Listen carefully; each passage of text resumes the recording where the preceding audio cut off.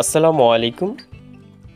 কোটা আন্দোলন নিয়ে দেশের মানুষ যখন অস্থিরতায় কাজ করছিল, ছাত্রছাত্রী সহ সাধারণ মানুষ মারা যাচ্ছিল, তখন কিছু স্বার্থবাদী লোক যারা নিজেদের স্বার্থের কথা চিন্তা করে মানুষের কথা চিন্তা করেননি। আজকে আমরা জানতে চলেছি বাংলাদেশের চরম স্বার্থবাদী ব্যক্তিদের নিয়ে। তারা এমন করুণ দিনে মানুষের পক্ষে কথা বলেননি। এরা ফেসবুকে একটি পোস্ট পর্যন্ত করেননি। আপনাদের কাছে অনুরোধ রইল, ভিডিওটাতে লাইক দিয়ে পুরো ভিডিওটা দেখুন। এ তালিকায় প্রথমে রয়েছে ব্যারিস্টার সুমন। ব্যারিস্টার সুমন ছিলেন শেখ হাসিনার চরম লেভেলের দালাল। তাকে সাধারণ মানুষ তাকে ভালো মানুষ হিসাবে জানতেন। ব্যাপক জনপ্রিয় ব্যক্তি সুমন বিভিন্ন বন্যা ও প্রাকৃতিক দুর্যোগে তিনি সেখানে সাহায্য ও সহযোগিতা করতেন। মানুষ যাতে বুঝতে না পারে তার জন্য সরকারি কিছু লোককেও তিনি সমালোচনা করতেন। তার ক্ষমতা ধরে রাখার জন্য স্বৈরাচার হাসিনাকে সমর্থন দিয়ে আন্দোলনরত শিক্ষার্থীদের ঘরে ফিরে যেতে বলেন। শত শত ছাত্রছাত্রীদের হত্যার বিচারের দাবি তিনি করেননি। ছাত্রলীগের নেতাদের উৎসাহ প্রদান করেন। দেশের মানুষ যে তাকে কত ভালোবাসে তার মূল্য তিনি দিতে পারেননি। ব্যারিস্টার সুমন যখন বুঝতে পারেন দেশের মানুষ তার প্রতি আর ভালোবাসা নেই, তখন তিনি দেশ ছেড়ে আমেরিকা চলে যান। এ তালিকায় 2 নম্বরে রয়েছে সাকিব আল হাসান। সাকিব আল হাসানের খেলা ছাড়া আর কোনো ভালো কাজ নেই। তিনি হলেন একাধারে চরম বেয়াদব। তিনি বিভিন্ন মানুষের সাথে খারাপ ব্যবহার করেন। আন্দোলনের সময় তিনি দেশ ছেড়ে কানাডায় চলে যান। দেশে যে এত মানুষের হতাহত হচ্ছে তার বিষয়ে তার কোনো মাথা ব্যথা নেই। বরং তাকে কানাডা এক প্রবাসী ভাই প্রশ্ন করলে, আন্দোলনের ব্যাপারে আপনার মতামত কি? আপনি দেশের জন্য কি করেছেন? সাকিব আল হাসান উল্টো প্রশ্ন করে বলেন, আপনি কি করেছেন দেশের জন্য? তার কাছ থেকে এ ধরনের কথা আশা করেনি দেশের মানুষ।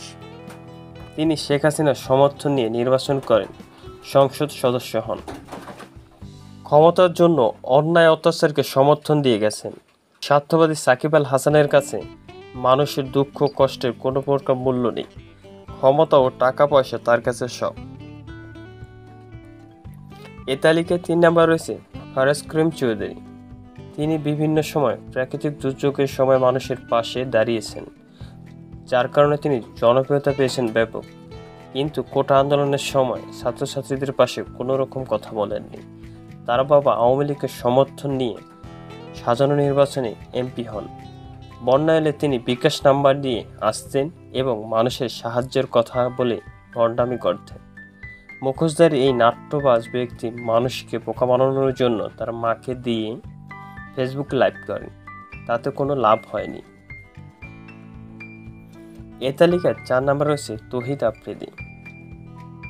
তাকে অনেকে মানবতার ফেরিওয়ালাও বলে, কিন্তু তিনি ছিলেন চরম আকারে নাটকবাজ।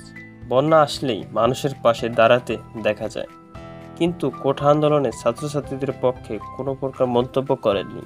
তিনি তাদের ব্যবসায়িক স্বার্থের কথা চিন্তা করে মানুষের পক্ষে কথা বলেননি। মানুষের আবেগ অনুভূতি কোনো প্রকার মূল্য নেই তার কাছে। এ তালিকায় 5 নম্বরে রয়েছে মাশরাফি বিন মুর্তজা। বাংলাদেশের অনেকের আইডল ছিলেন তিনি। অনেক মানুষ তাকে চরমভাবে ভালোবাসত, কিন্তু তিনি তার মূল্য দেননি। কোটা আন্দোলনের সময় ছাত্রছাত্রীর পক্ষে কোনো প্রকার মন্তব্য করেননি। শত শত ছাত্রছাত্রীর মৃত্যুর খবরও তাকে ছুঁতে পারেনি। তিনি শেখ হাসিনার পাতানো নির্বাচনের মাধ্যমে 2 বার এমপি হন। মাশরাফি তার রাজনৈতিক স্বার্থের জন্য শেখ হাসিনার সকল অন্যায় কাজকে সমর্থন দিয়ে গেছেন।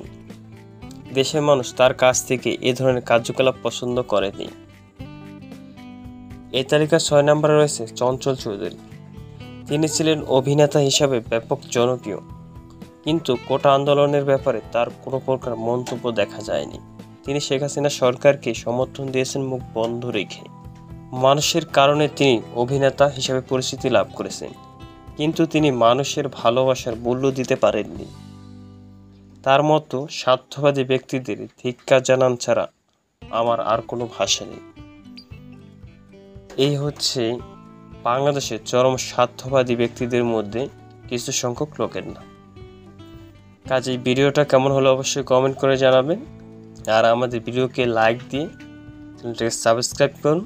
সকলে ভালো থাকুন, সুস্থ থাকুন। আল্লাহ হাফিজ।